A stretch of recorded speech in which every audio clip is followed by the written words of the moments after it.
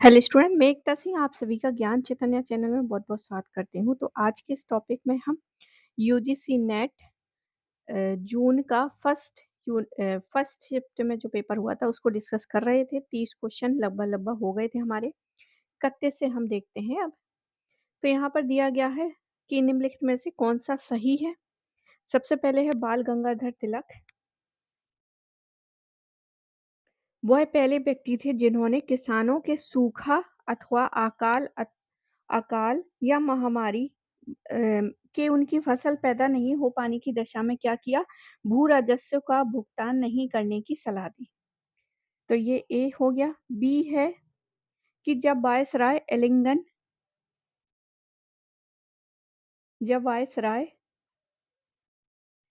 एलिंगन ने भारतीय मिलों में निर्मित कपड़ा पर उत्पाद शुल्क लगा दिया, तब उन्होंने स्वदेशी आह्वान या ब्रिटिश वस्तुओं को बहिष्कार किया। सी ऑप्शन है तिलक को 1997 में गिरफ्तार किया गया एवं ब्रिटिश सरकार के विरुद्ध घृणा और असंतोष फैलाने का क्या लगाया, आरोप लगाया। तो ये बात बिल्कुल सही है। आगे है तिलक ने क्षमा मांगना अस्वीकार कर दिया एवं 18 माह की कठोर सश्रम कारावास को स्वीकार किया। बाल गंगाधर ने स्कैंडिनेवियन ओरिजिन ऑफ आर्यंस नामक पुस्तक लिखी थी। तो यहाँ पे बताना है कि कौन-सा सही है। तो यहाँ पर जो है ई ऑप्शन यहाँ पे गलत हो जाएगा। हाँ, ई ऑप्शन गलत है, बाकी सारे के सारे यहाँ पर सही है। सी ऑप्शन यहाँ पर सही होगा। ए, बी, सी और डी। सी ऑप्शन में क्या था कि उन्होंने क्षमा माँगना स्वीकार कर दिया और 18 माह का जो है सश्रम कारावास स्वीकार किया था। तो यहाँ पर जो है व्याख्या देख लेते हैं। बाल गंगाधर तिलक जो है प्रथम राष्ट्रवादी नेता थे जिन्होंने जनता से निकट संबंध स्थापित करने का प्रयत्न किया और इस दृष्टि से वह महात्मा गांधी के गामी थे। तिलक वह पहले व्यक्ति थे जिन्होंने किसानों से सूखा यानी कि अकाल महामारी की उनकी फसल पैदा नहीं हो पाने की दशा में भू राजस्व का भुगतान नहीं करने की सलाह दिया था। जब वायसराय एलिंगन ने भारतीय मिलों में निर्मित कपड़ों पर उत्पाद शुल्क लगा दिया, तब उन्होंने स्वदेशी आह्वान एवं ब्रिटिश वस्तुओं का बहिष्कार किया। 1897 में उन्होंने 2 अंग्रेजों की हत्या के लिए चापेकर बंधुओं को उत्तेजित करने के लिए जो है 18 माह के कड़े कारावास का दंड दिया गया था। तिलक इस अग्नि परीक्षा से अधिक शक्तिशाली देशभक्त रूप में आगे आए और तिलक एक प्रकांड विद्वान थे। इन्होंने जो पुस्तक लिखी थी वो थी Arctic home of the Aryans और गीता रहस्य। तो इस हिसाब से जो यहाँ पर लास्ट वाला था कि ये वाली पुस्तक लिखी थी origin Scandinavian origin of Aryans. तो आर्यंस से तो था लेकिन ये वाले नहीं था, architect home of the Aryans था। इसलिए डी ऑप्शन सारे गलत हो जाएंगे। डी ऑप्शन जहाँ जहाँ है वो गलत हो, oh sorry, E option, E option जहाँ पर है वो गलत है, बाकी सारे सही हो जाएंगे ए बी सी डी। तो सी ऑप्शन इस हिसाब से यहाँ पर सही हो जाता है। आगे देखते हैं, गृह सूत्र के अनुसार निम्नलिखित में से कौन-सा कथन विवाह के संदर्भ में सर्वाधिक उपयुक्त है? पहला है, विवाह हेतु सूर्य के दक्षिण दिशा की ओर गमन के समय तय किया जाना चाहिए। अ, बी ऑप्शन है, वर कन्या के साथ अग्नि के फेरे लगाता है, अग्नि परिणय जिसको बोलते हैं। सी ऑप्शन है, विवाह अनुष्ठान कन्यादान के साथ आरंभ होता था। और डी ऑप्शन है, अधिकांश ग्रंथों के अनुसार विवाह संस्कार सप्तपदी के साथ समाप्त हो जाता है। और ई ऑप्शन है, ध्रुव अरुंधति दर्शन वर के घर पर जाने वाले विवाह संस्करण की एक प्रथा थी। तो यहाँ पर जो है सारे ऑप्शन क्या हो जाएंगे, यहाँ पर सी ऑप्शन जो है वो यहाँ पर सही हो जाएगा। बी, डी और ई। ई सही है, डी सही है, बी बी सही है, बी सही है, डी सही है, ई सही है। वर कन्या के साथ अग्नि फेरे लगाता था और अधिकांश ग्रंथों के अनुसार विवाह संस्कार सप्तपदी के साथ समाप्त हो जाता है। और ध्रुव अरुंधति दर्शन जो है वो विवाह संस्करण जब जो लड़की है वर के घर जाती है तब वहाँ पर होता है। तो इसकी व्याख्या देख लेते हैं। वैदिक साहित्य को अणुच बनाए रखने के लिए सूत्र साहित्य की रचना हुई एवं कल्प सूत्र। तो याद रखिए ये वाले टॉपिक बहुत इंपॉर्टेंट है, वैदिक साहित्य और जिसमें सूत्र साहित्य, स्रोत सूत्र, ग्रह सूत्र, धर्म सूत्र, ये तीनों की तीनों को डिटेल में यहाँ पर पढ़ लेना है। गृह सूत्र में गृहस्थ के लौकिक एवं पारलौकिक कर्तव्यों का विवरण है। गृह सूत्र में ही विवाह के संस्करण, मतलब गृह सूत्र मतलब घर से जितने भी रिलेटेड है तो विवाह भी है। के निम्न चरणों का उल्लेख मिलता है। पहले वर पक्ष के लोग कन्या के घर जाते थे। जब कन्या का पिता अपनी स्वीकृत दे देता था तो वर यज्ञ करता था और वर जो है कन्या के घर जाकर उसे वस्त्र अर्पण और उपटन देता था। कन्या औपचारिक रूप से वर को दी जाती थी जिसको कन्यादान कहते हैं और वर अपने दाहिने हाथ से वधू का दाहिना हाथ पकड़कर पाणी ग्रहण तथा पाषाण शिला पर पैर रखता था। वर वधू को अग्नि के चारों ओर प्रदक्षिणा कराना, खीलों का होम यानी लाजा होम, वर वधू को साथ-साथ कदम चलना, सप्तपदी जिसका अभिप्राय था जीवन भर मिलकर कार्य करेंगे। अंत में वर वधू को अपने घर ले जाता था। ध्रुव अरुंधति दर्शन वर के घर पर की जाने वाली विवाह संस्कार की एक प्रथा थी। अगला क्वेश्चन देखते हैं। भारतीय चलचित्र समिति 1927-28 का सदस्य निम्नलिखित में से कौन नहीं था? तो याद रखिए कर्नल एम स्मिथ जो हैं वो नहीं थे। डी ऑप्शन यहाँ पर सही हो जाएगा। तो लंबी बहस के पश्चात 6 अक्टूबर 1927 को भारतीय सिनेमा समिति यानी भारतीय चलचित्र समिति का प्रस्ताव पारित कर दिया गया। मद्रास उच्च न्यायालय के वकील दीवान बहादुर टी रंगाचारी को इस समिति का अध्यक्ष बनाया गया और एक अध्यक्ष और 5 अन्य सदस्यों वाली इस समिति में 2 अन्य भारतीय सदस्यों के रूप में खान बहादुर, सर इब्राहिम हारून तथा के.सी. नियोगी थे। यूरोपीय सदस्य के रूप में जे.डी. क्रॉफोर्ड एवं ग्रीन थे। तो यहाँ पर जितने थे वो सारे थे सिर्फ इसको छोड़ के। तो ये भी थे, ये भी थे, ये भी थे। आगे देखते हैं अगला क्वेश्चन। निम्नलिखित में से कालक्रम में व्यवस्थित करना है। तो यहाँ पर जो 5 ऑप्शन दिए इसको कालक्रम में व्यवस्थित करना है। सर प्रफुल्ल चंद्र चटर्जी की अध्यक्षता में लाहौर में हिंदू सम्मेलन आयोजित हुआ। श्री अरविंद पांडिचेरी के लिए अपसरण, भारतीय विज्ञान संस्था बेंगलोर का कार्य आरंभ होता है और असम की विधानसभा का सर्जन। तो यहाँ और ई ऑप्शन है यहाँ पर। देहरादून में वन अनुसंधान संस्था और कॉलेज खोल दिया गया। तो यहाँ पर जो है ए ऑप्शन सही हो जाएगा। देखिए कोई भी ऑप्शन ऐसे आते हैं जो आपने कभी नहीं पढ़े हैं तो आप आँख बंद करके ए ऑप्शन पे जा सकते हैं। क्योंकि अक्सर जितने भी नए क्वेश्चन आते हैं उसमें हमेशा ज़्यादातर जो देखते हैं कि ए ऑप्शन सही होता है। तो ए ऑप्शन पे हम जाते हैं, सारे यहाँ पे ऑप्शन सही है। तो यहाँ पर सारे वही दिए गए हैं, बस डेट दिए गए हैं कि सर प्रफुल्ल चंद्र चटर्जी, तो ये क्रम में था और आप यहाँ पे डेट देख सकते हैं। अगला क्वेश्चन देखते हैं।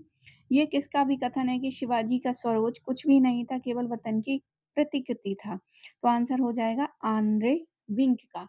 तो यहाँ पर प्लासी टू विभाजन जिसने ये बुक पढ़ी होगी उसको ये क्वेश्चन इजी लगा होगा क्योंकि वहीं से ये क्वेश्चन आए हैं। तो आंद्रे विंक जो है ये सही हो जाएगा। आंद्रे विक का भी कथन है कि शिवाजी का स्वरोज कुछ भी नहीं था, केवल वतन की प्रतिकृति था। आंद्रे विक को भारत और हिंद महासागर क्षेत्र पर अध्ययन के लिए जाना जाता है एवं विशेष रूप से मध्ययुगीन और प्रारंभिक आधुनिक युग विंग विस्कॉन्सिन विश्वविद्यालय के प्रोफेसर बनने के बाद उन्होंने भारत, इंडोनेशिया और हिंद महासागर के पास के देशों के इतिहास के क्षेत्र में योगदान दिया था। आगे देखते हैं निम्नलिखित में से कौन सा कथन सही है। सबसे पहले पंडित मदन मोहन मालवीय ने बनारस हिंदू विश्वविद्यालय की स्थापना में महत्वपूर्ण भूमिका निभाई। बी है चित्तरंजन दास अरविंदो घोष के मुकदमे में बचाव पक्ष के वकील थे।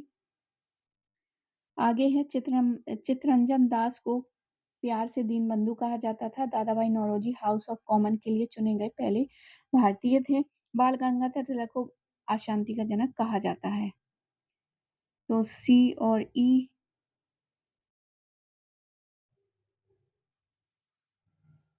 बी ऑप्शन सही हो जाएगा।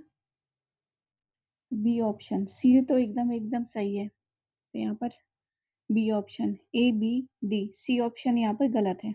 सी ऑप्शन में क्या था, चित्तरंजन दास को प्यार से दीनबंधु कहा जाता था।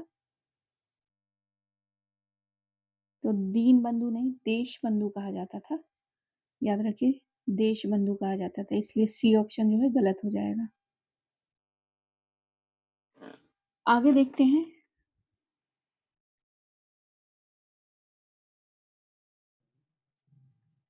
अगला क्वेश्चन है, दो सारणियां दी गई हैं, उसको मिलान करना है। ज्योतिबा फूले सुरेंद्र नाथ बनर्जी, स्वामी विवेकानंद और दक्षिणा रंजन मिश्र मजूमदार।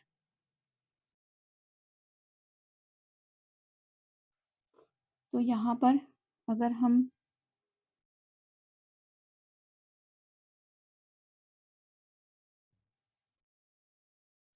डी को अगर फिफ्थ से मिलाते हैं, डी को फिफ्थ से मिलाते हैं, तो यहाँ पे इतने सारे ऑप्शन जो हैं आएंगे। बी ऑप्शन यहाँ पे सही होगा। बाकी और देखते हैं, सुरेंद्रनाथ बनर्जी का सेकंड ऑप्शन है, बी का सेकंड, तो बिल्कुल Jyotiba Phule life of Shivaji, a nation of making Surendranath Banerjee, Swami Vivekananda Bhakti Yoga होगा इनका, और दक्षिण रंजन मिश्र का मजूमदार, ठाकुर माल झूली। तो ये है उनका डिटेल में। बाकी यहाँ पर नोट दिया गया है, क्योंकि ज्योतिबा फूले कई बार पूछा जा चुका है, तो सत्य शोधक समाज की स्थापना उनकी प्रसिद्ध कृतियों में गुलामगिरी, धर्म तृतीय रत्न, छत्रपति शिवाजी, और छत्रपति शिवाजी को शुद्ध राजा के रूप में इन्होंने दर्शाया है। तो याद रखिए, ये तो जाने माने नाम है, ज्योतिबा फूले, सुरेंद्रनाथ बनर्जी। तो जब आप इनको पढ़ते हैं तो वो फैक्ट जो अभी तक एग्जाम में नहीं आए हैं, वही एग्जाम में आपको देखने को मिलेगा। अब एक एक सारणी में तो सारे नाम आते हैं, लेकिन उनकी जो लेखक है और लिखी हुई चीजें हैं वो नहीं है। चलिए, अब अगला क्वेश्चन देखते हैं, निम्नलिखित में से कौन सा कथन सही है। कृषि पराशर एवं कृषि सूक्ति कृषि विषयक यंत्र, बृहद्रलोल दोल या बड़े हाल का उल्लेख जोधपुर से प्राप्त 10वीं शताब्दी के एक अभिलेख में मिलता है। सी ऑप्शन है, पर्याय मुक्तावली भूकर्षण की कृषि विषयक तकनीकियों से संबंधित ग्रंथ है। आगे है डी, वापी का निर्माण आरंभिक मध्यकालीन भारत के राजस्थान एवं गुजरात में लोकप्रिय हुआ। ई ऑप्शन, कृषि संबंधित विस्तृत निर्देश अग्नि पुराण एवं विष्णु धर्मेत्तर पुराण में पाया जाता है। तो यहाँ पर बताना है कौन से यहाँ पर सही है। तो यहाँ पर ए ऑप्शन सही है, डी ऑप्शन सही है और ई ऑप्शन सही है। ए डी, ए वाला कृषि वाला सही है, डी ऑप्शन वापी निर्माण जो है, और ई ऑप्शन कृषि संबंधित विस्तृत जो है अग्नि पुराण और विष्णु धर्मेत्तर पुराण। तो यहाँ पर डी ऑप्शन क्या हो जाएगा, सही हो जाएगा। व्याख्या दी गई है कि कृषि पराशर एवं कृषि सूत्र जो है कृषि विषयक ग्रंथ है। कृषि पराशर के रचनाकार ऋषि पराशर हैं। कृषि पराशर संस्कृत भाषा में निबंध कृषि का सचवादिक चर्चित ग्रंथ है। पर्याय मुक्तावली प्राचीन काल के सुगंधित पदार्थों और उनके उपयोग का उल्लेख मिलता है, न कि कृषि से संबंधित ग्रंथ है। वापी का निर्माण आरंभिक मध्यकालीन भारत के राजस्थान एवं गुजरात में लोकप्रिय हुआ। कृषि संबंधित विस्तृत निर्देश अग्नि पुराण एवं विष्णु धर्मेत्तर पुराण में पाया जाता है। नारद स्मृति में भी कृषि संबंधी उल्लेख मिलता है। आगे देखते हैं अगला क्वेश्चन, मिन्हाज सिराज के संबंध में निम्नलिखित में से किस स्थान का उल्लेख शहर ए नाउ के रूप में हुआ है। तो आंसर क्या हो जाएगा, किलो खरी, शहर ए नाउ किलो खरी। बी ऑप्शन क्या है यहाँ पर सही हो जाएगा। व्याख्या देख लेते हैं। मिन्हाज सिराज ने किलोखरी स्थान का उल्लेख शहर ए नाउ के रूप में किया है। कैकुबाद ने राज्यारोहण के 6 माह पश्चात ही लाल महल क्या कर दिया था, छोड़ दिया था तथा दिल्ली के निकट यमुना नदी के किनारे किलोखड़ी की स्थापना की। रेवर्टी के अनुसार यह सामान्य धारणा है कि कैकुबाद ने शहर ए नाउ अर्थात किलोखरी बसाया था। यह सही नहीं है। तो कैकुबाद ने नाउए शहर अर्थात किलोखरी बसाया था, ये सही नहीं है क्योंकि नसरुद्दीन महमूद के समय ही मिन्हाज सिराज ने उल्लेख किया है।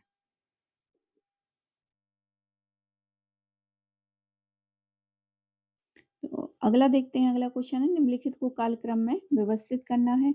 प्रथम अफगान युद्ध, सिंध विजय, प्रथम आंग्ल सिंध युद्ध, ड्रिंक वाटर वैथियोने द्वारा कलकत्ता में हिंदू गर्ल्स स्कूल का प्रारंभ और द्वितीय आंग्ल बर्मा युद्ध। तो सब मिला दिया है, खिचड़ी पका दी यहाँ पर, लेकिन अगर डेट याद होगा तो हम इसको जो है सही कर ले जाएंगे। तो यहाँ पर देखते हैं, यहाँ पर जो है सबसे पहले अफगान युद्ध ही आएगा, फिर सिंध विजय आ जाएगा। मतलब जो क्रम लगे हैं वही क्रम रहने वाले हैं।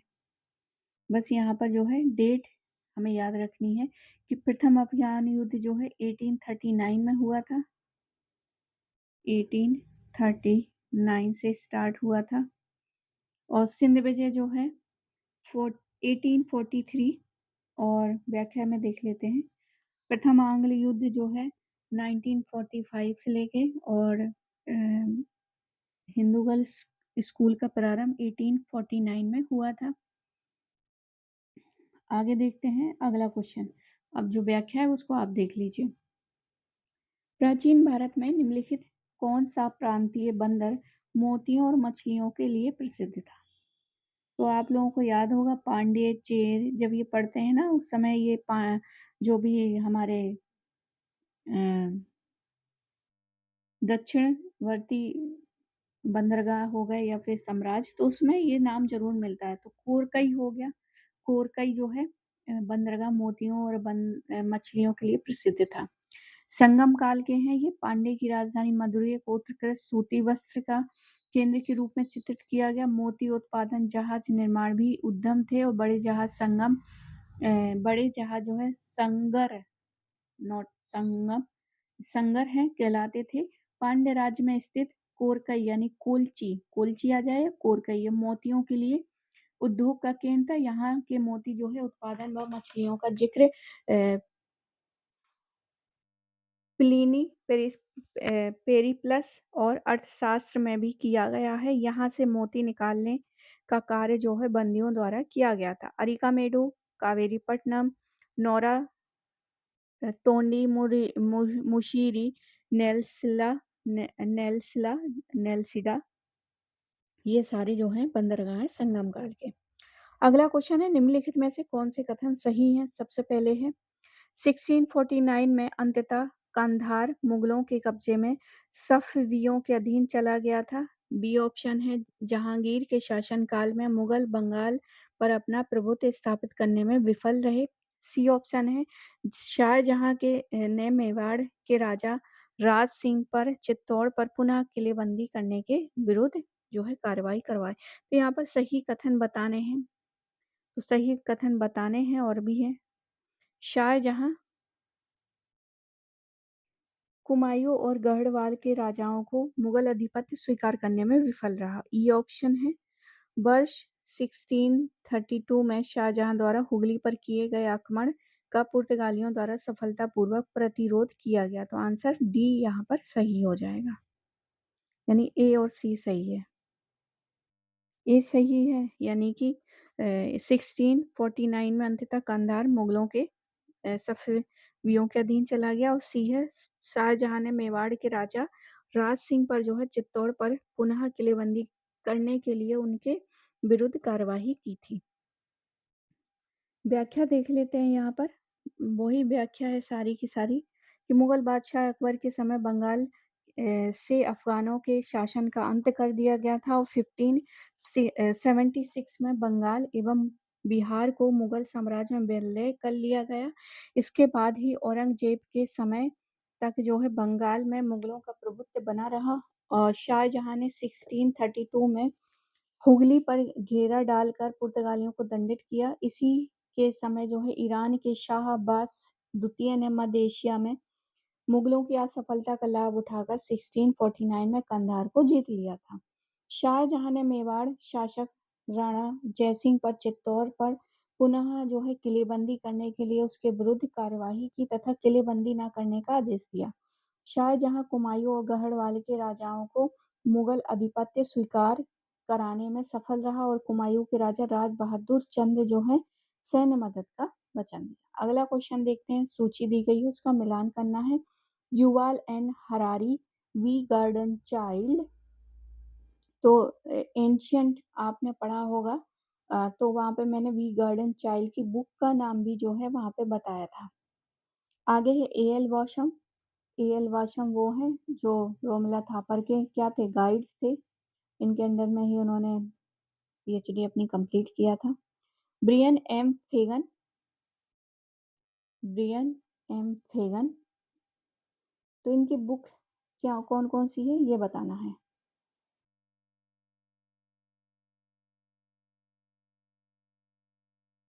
तो यहाँ पर जो है युवाल एन हरारी का जो है वो होमेडियस हो जाएगा।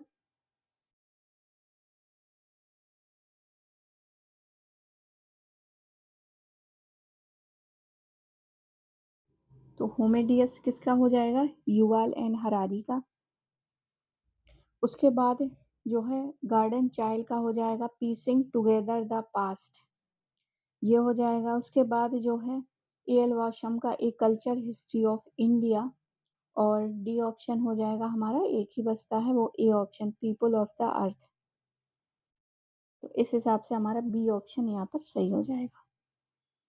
बाकी वही सारी चीजें हैं व्याख्या में भी। आगे विजयनगर राज्य से संबंधित निम्नलिखित में से कौन सा कथन सही है।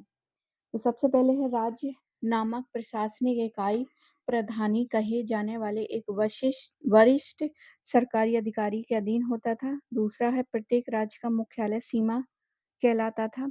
सी ऑप्शन है राज्य संपूर्ण 16वीं शताब्दी के दौरान एक महत्वपूर्ण प्रशासनिक इकाई थे। डी ऑप्शन है राज्यों का सृजन यानी स्थापना तुलु वंश के शासकों द्वारा किया गया था। तो आंसर ए जो है वो यहाँ पर सही हो जाएगा, मतलब विजयनगर राज्य से संबंधित है। तो राज्य नामक प्रशासनिक इकाई प्रधान कहे जाने वाली विशिष्ट अधिकारी के अधीन होता था। तो ये सारी व्याख्या है कि विजयनगर साम्राज्य में मंत्रिपरिषद एक प्रशासनिक क्या थी, संस्था थी। एक उसके प्रमुख अधिकारी प्रधानी एवं महाप्रधानी होता था। यह एक वरिष्ठ सरकारी अधिकारी के अधीन कार्य करता था। सवारल पल्लू के अनुसार राज्य के मुख्यालय को अक्कावाड़ी या कावाड़ी कहा जाता था। विजयनगर साम्राज्य की स्थापना संगम वंश के शासक हरिहर प्रथम और बुक्का ने किया था। ये सभी को पता होगा, ना कि तुलु वंश के शासक। आगे देखते हैं जजमानी प्रथा के बारे में, निम्नलिखित में से कौन से कथन सही है। पहला जजमानी प्रथा, जजमानी कई बार एग्जाम में आया हुआ है, ऐसा नहीं है कि यहाँ पे पहली बार पूछा है। जजमानी प्रथा जो है शिल्पियों द्वारा जो है कृषक परिवारों को सफल फसल में उनके हिस्से के एवज में परंपरागत रूप से उपज के निश्चित हिस्से को दिए जाने पर आधारित थी। बी ऑप्शन है तारा शंकर बंदोपाध्याय द्वारा बनाए गए एक आदर्श गण देवता द्वारा वर्ष 1920 और 30 के दशक में पश्चिम बंगाल के आंतरिक जिले के ग्रामीण जीवन का वर्णन किया गया। गण देवता को जजमानी प्रथा के पतन के रूप में चित्रित किया गया। डी ऑप्शन है जजमानी प्रथा ब्राह्मणों द्वारा उनके जजमानों को प्रदत्त की जाने वाली धार्मिक सेवाओं तक सीमित थी। और ई ऑप्शन है कि ब्रिटिश औपनिवेशिक काल में जजमानी प्रथा नागरिक जीवन का एक भाग हिस्सा थी। तो आंसर हमारा ए, बी और सी यहाँ पर सही हो जाएगा, यानी कि बी ऑप्शन यहाँ पर सही है।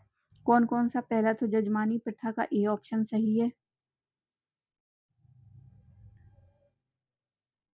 जजमानी प्रथा जो है शिल्पियों द्वारा फसल के एक हिस्से के एवज में रूप में जजमानी प्रथा बोलते थे।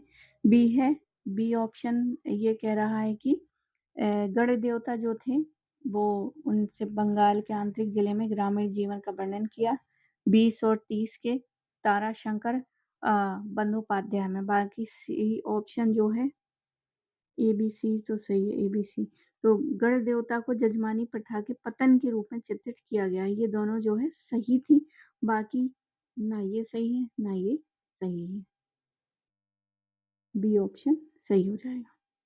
आगे देखते हैं निम्नलिखित में से कौन-सा कथन सही है? 1, 2, 3, 4। अच्छा, यहाँ पर ई दिए गए हैं और बताने कौन-कौन से सही हैं और कौन गलत है। भारत सरकार ने बॉम्बे सरकार पर दबाव बनाकर दक्खन जो है उपद्रव की जांच के लिए आयोग का गठन की मांग की। 1857 के विद्रोह के दौरान चिनहट के युद्ध में अंग्रेजों की पराजय हुई। लॉर्ड डलहौजी ने अवध विरासत को एक रूप में वर्णित किया, एक स्ट्रॉबेरी जो एक दिन हमारे मुंह में आ गिरेगी। तो डलहौजी ने अवध के लिए इस तरह से जो है वर्णित किया था। वर्ष आगे है, वर्ष 1896 में पहली फ़िल्म को पहली बार वाटसन के होटल पर्दे पे दिखाई गई थी। तो बिल्कुल सही है ये बात। डी ऑप्शन जहाँ-जहाँ सही होगा वो ऑप्शन यहाँ पर भी। तो 3 जगह सही हो रहा है, सी वाला कट जा रहा है यहाँ पर क्योंकि डी तो है ही नहीं है। तो ए भी सही है और बी भी सही है। अगर हम इस क्वेश्चन के हिसाब से देखें, ऑप्शन के हिसाब से तो ए सब में है, बी सब में आ रहा है। अब हमने देखा कि डी ऑप्शन, अब सी ऑप्शन देखना है। तो ए ऑप्शन में सी ऑप्शन नहीं है। तो ये वाला जो है डलहौजी ने नहीं कहा था। या देखते हैं किसने कहा था। तो डलहौजी ने इस तरह से कहा था कि अवध की रियासत के बारे में कहा था कि ये गिलास फल चेरी एक दिन हमारे मुंह में आके गिर जाएगा। 1851 में कहा था।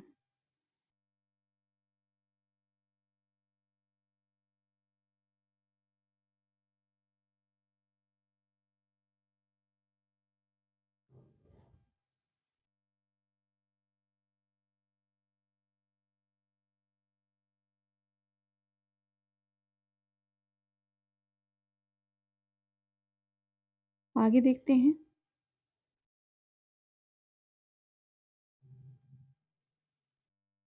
तो यहाँ पे स्ट्रॉबेरी, स्ट्रॉबेरी कर दिया, चेरी को कहा था, इसलिए ये गलत हो जाएगा। आगे देखते हैं, बहुत छोटी-छोटी चीज़ों को क्या कर देते हैं, यहाँ पे चेंज कर देते हैं। आगे देखते हैं। भारतीय सेना में अधिकारियों के पूर्ण भारतीयकरण हेतु योजना तैयार करने के लिए किस कमेटी की जो है गठन तैयार की गई थी? तो मैंने जितनी भी समितियाँ थी उसका एक अलग से वीडियो भी बनाया है। तो आप देख सकते हैं, आप सर्च करेंगे तो मिल जाएगा। तो किचनर हो गया, शिया, कर्जन, डफ, इसमें से कौन-सा सही है? तो आंसर हमारा जो है बी ऑप्शन, यानी कि सिया, सिया जो है वो सही हो जाएगा। भारतीय सेना में अधिकारियों के पूर्ण भारतीयकरण हेतु योजना बनाने के लिए सिया समिति का गठन किया गया था। भारतीय कार्यालय में सैन्य सचिव lieutenant general sir Alexander, lieutenant general sir John Shea द्वारा जो है विचार विमर्श के बाद एक प्रस्ताव आया जिसमें भारतीय सेना के पूर्ण भारतीयकरण को 14 वर्षों के चरणों में पूरा करने की बात कही गई। आगे देखते हैं निम्नलिखित में से कौन सा कथन सही है। अपने भवनों में तुर्क सुल्तान मेहराब एवं गुम्मद का प्रयोग जो है व्यापक पैमाने पर करता था। तो ये तुर्क सुल्तान की बात है, ना मेहराब, ना तो मेहराब और ना ही गुम्मद तुर्की और मुस्लिम नवाचार था। तुर्की अपने भवनों में उत्तम कोटि के चूने के गारे का प्रयोग करते थे। डी ऑप्शन है, तुर्की शासक अपने भवनों के लिए कोई भी स्लैब और बीम विधि का प्रयोग नहीं करते थे। सर्वप्रथम वास्तविक मेहराब का प्रयोग जो है सुल्तान नसरुद्दीन महमूद के मकबरे में किया था। तो आंसर हो जाएगा एबीसी। एबीसी क्या हो जाएगा यहाँ पर सही हो जाएगा। बाकी सैलाब वाला गलत है और नसरुद्दीन महमूद के मकबरे में। तो व्याख्या यहाँ पर देख लेते हैं। तुर्क विजेता 12वीं सदी के अंत में जो स्थापत्य कला भारत में लाए थे उसे सारासेनिक या इस्लामिक कला कहा जाता है। इस विदेशी स्थापत्य कला की विशेषताओं में गुंबद, मेहराब, ऊंची मीनारें, मेहराबी, डाटदार छतें छतें आदि हैं। इस्लामी भवनों में तुर्क सुल्तान मेहराब और गुंबद का प्रयोग व्यापक पैमाने पर करते थे तथा तुर्की शासक अपने भवनों में चूना गारा का सीमेंट के रूप में प्रयोग करते थे। इमारतों की पहला अष्टकोणीय रूपरेखा, गुंबद आदि का जन्म जो है नवाचार तो वैसे भारत में हुआ था, पर उनका पूर्ण विकास जो है ईरान में हुआ। तुर्क शासक अपने भवन में स्लैब और बीम विधि का प्रयोग करते थे। अलाउद्दीन खिलजी द्वारा निर्मित अलाई दरवाजा भारत की प्रथम इमारत है जहां केवल इस्लामिक पद्धतियों का प्रयोग हुआ है। आगे देखते हैं अगला क्वेश्चन। 50 क्वेश्चन यहाँ पर कंप्लीट कर लेंगे, बाकी 50 जो है हम अगले में कोशिश करूंगी कंप्लीट हो जाए क्योंकि एग्जाम पास में है। अकबर के शासनकाल के दौरान निम्नलिखित घटनाओं का सही कालक्रम जो है व्यवस्थित करना है। एक और बात है कि यहाँ पर जितने भी पिछले प्रीवियस ईयर के जितने भी क्वेश्चन हैं, क्वेश्चन आंसर मैंने डिटेल में करवा रखे हैं। आप प्ले लिस्ट ढूंढेंगे history old paper, play list में जाके देखेंगे तो आपको वो पूरा बंच जो है मिलेगा और कोई भी साल के पेपर छूटे नहीं हैं। मैंने ए टू जेड जो है कराए, बस इस साल के छूटे हैं, अभी जो होंगे उसके छूटेंगे। तो टाइम टू टाइम जैसे ही मिलते हैं वैसे ही मैं अपलोड कर देती हूँ। तो कोई भी क्वेश्चन अगर आपको देखना चाहते हैं सारे तो आप प्ले लिस्ट में ढूंढ सकते हैं, हिस्ट्री ओल्ड पेपर करके होगा। तो ये है अकबर के शासन काल के दौरान निम्नलिखित घटनाओं का सही कालक्रम में व्यवस्थित करना है। कश्मीर का समामेलन यानी विलय, गुजरात की विलय, नौरोज, हल्दी घाटी का युद्ध, मालवा की विजय। तो उसकी जो भी साम्राज्य विजय से रिलेटेड थी, बी ऑप्शन यहाँ पर सही हो जाएगा। मालवा की विजय सबसे पहले होगी, मालवा की विजय यानी ई ऑप्शन पहले आना चाहिए और ए ऑप्शन सबसे बाद में आना चाहिए। कौन सी? कश्मीर का समाले विलय और गुजरात की विजय, उसके बाद मालवा के बाद गुजरात आएगा, यानी कि ई के बाद जो है गुजरात विजय आएगी। तो बी ऑप्शन कहाँ है? तो बी ऑप्शन यहाँ पर सही हो जाएगा।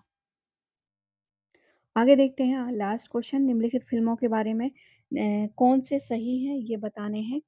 तो बाल योगिनी एक विधवा अथवा उनकी पुत्री बेटी की वेदना पर आधारित थी। त्याग भूमेश परसों की दुर्दशा पर आधारित थी। सेवा सदन एक देशभक्तिपूर्ण फिल्म थी। और डी है वंदे मातरम तेलुगु भाषा में निर्मित की गई थी। वंदे मातरम फिल्म का निर्माण बी एन रेड्डी ने किया था। तो यहाँ पर बताना है कौन से सही है। तो यहाँ पर ए ऑप्शन सारे के सारे सही हैं, सारे के सारे सही हैं। तो कई लोग सोच रहे होंगे कि फिल्मों का भी जो है, फिल्मों क्योंकि हमारे कल्चरल में आता है और कल्चरल हिस्ट्री में जो चीज़ें आएंगी वो हिस्ट्री के अंतर्गत आएंगी। तो बहुत सारी यूनिवर्सिटी हैं जैसे ड्यू में है, और तो वहाँ पे सिलेबस क्या है उसमें भी जो है फिल्म को क्या है इंक्लूड किया गया है। ये पहले नहीं था, आज से 10 साल पहले जो है नहीं था। और चूंकि मैंने बनस्थली विद्यापीठ से किया है तो उस समय उन्होंने जो है सिलेबस हिस्ट्री का जो एमए का सिलेबस था उसमें फिल्म को जो है इंट्रोड्यूस किया था। और वहाँ पे इसलिए ये जो है हिस्ट्री का ही फिल्म का जो टॉपिक रहते हैं वो हिस्ट्री से रिलेटेड ही होते हैं, इसलिए ये फिल्मों से रिलेटेड आते हैं क्वेश्चन। तो यहाँ पर जो है ए ऑप्शन सही हो जाएंगे, यानी सारी की सारी यहाँ पर सही है। तो मिलते हैं अगले वीडियो में। और जो आर्य कंपटीशन की बुक है वो करवाई जा रही है, लेकिन वो सारे के सारे वीडियो वो अ, आप ज्वाइन करेंगे तब आपको मिलेंगे। और बाकी जितने हैं वो यूट्यूब पे हैं, वो आपको तो फ्री ऑफ कॉस्ट मिल जाएंगे, लेकिन आप ज्वाइन करेंगे तो बहुत कम फीस, 1 महीने में आप सारी वीडियो देख लोगे इस तरह से। तो जब भी आपका मन करे कि आर्य कंपटीशन देखना है तब ज्वाइन कर लीजिए। तो चलिए एंड करते हैं। पूरा वीडियो देखने के लिए आप सभी का बहुत बहुत धन्यवाद। मिलते हैं नेक्स्ट वीडियो में।